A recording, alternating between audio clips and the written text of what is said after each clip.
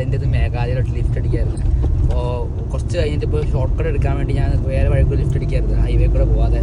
അപ്പോൾ ഭയങ്കര കുഞ്ഞു വഴിയായിരുന്നു, ഊടുവഴി ഇപ്പോൾ ഊടുവഴികൾ, വണ്ടികളൊക്കെ ഭയങ്കര കുറവ്, അങ്ങനെ പോകുന്നു. പിന്നെ കുറേ ദൂരം നടന്ന് കുറച്ചൊക്കെ ലിഫ്റ്റ് കിട്ടി അങ്ങനെ നടന്നു ഏതോ ഒരു ഗ്രാമത്തിലിട്ട്. ഈ ഗ്രാമത്തിൻ്റെ പേര് ഹമീർ എന്നാണ്.